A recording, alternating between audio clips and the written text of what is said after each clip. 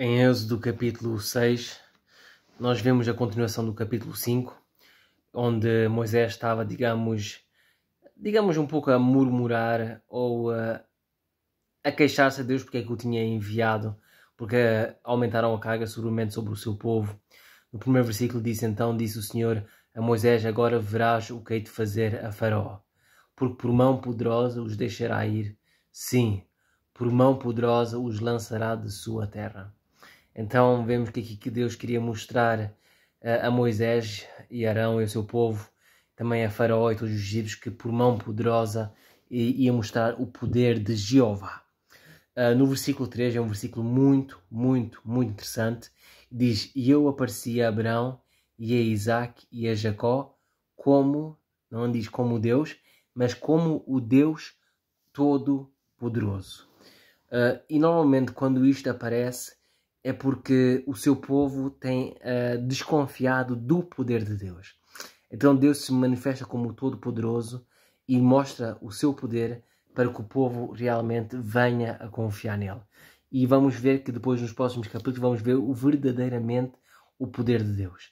E vemos que o mesmo Deus apareceu a Abraão como Todo-Poderoso e cumpriu a promessa que a Sara e a Abraão, já velhos de idade, ela já era estéril e ainda por cima tinha cessado o costume das mulheres, então não havia ponta por que pegar. Mas mesmo assim o Deus Todo-Poderoso fez um milagre e ela concebeu um filho.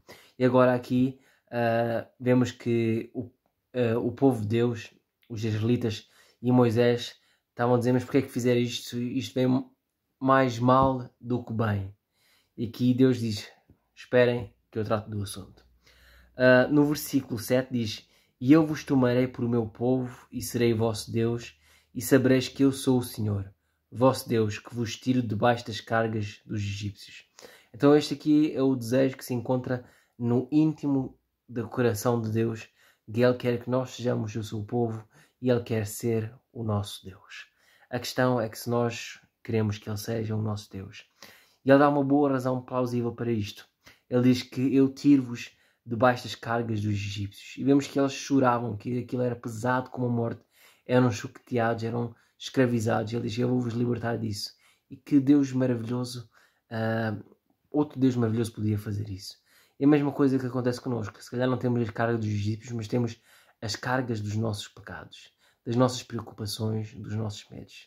E o Deus Todo-Poderoso, Ele pode remover tudo isso da nossa vida.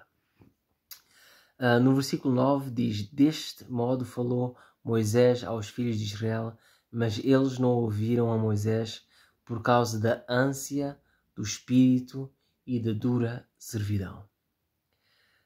E nós, quando estamos abatidos e quando estamos tristes, parece que não queremos saber de nada, ouvir nada, estamos deprimidos e nenhuma voz nos consegue atender. O apóstolo Paulo diz para nós lançarmos todas as nossas ansiedades aos pés de Cristo, pois Ele tem cuidado de nós. E nós temos que aprender a ouvir Deus, e principalmente nas nossas grandes tribulações, porque é nas nossas grandes tribulações que Deus se manifesta com mais poder.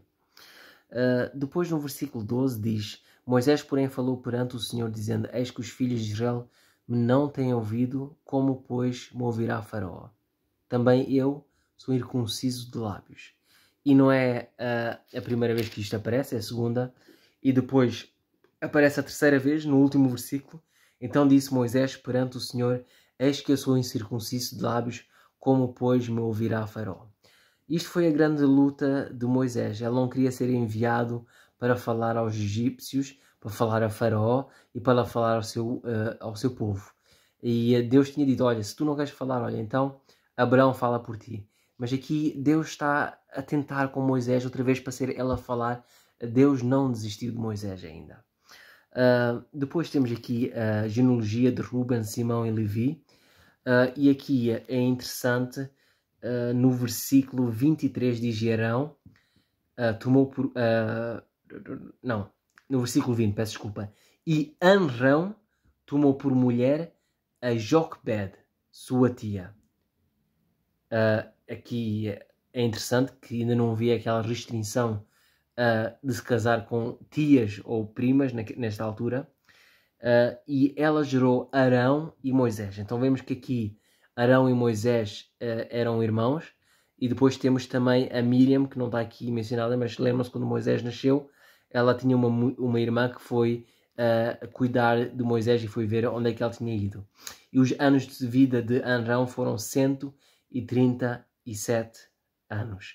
Então, no primeiro capítulo nós vimos que falava de uma mulher e de um homem, não fala dos pais de Moisés, mas aqui revela que os pais de Moisés eram Arão e Joquebed. E no versículo 23 diz: Arão tomou por mulher Elisiba, filha de Aminabad, irmã de Naasson, e ela gerou-lhe Nadab, e Abiú, e Eleazar, e Itamar.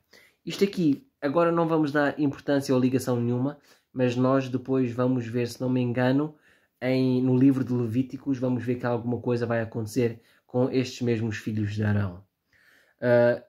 E não tenho mais nada a acrescentar sobre este capítulo. Amanhã vamos conversar mais sobre o capítulo 7. Deus os abençoe.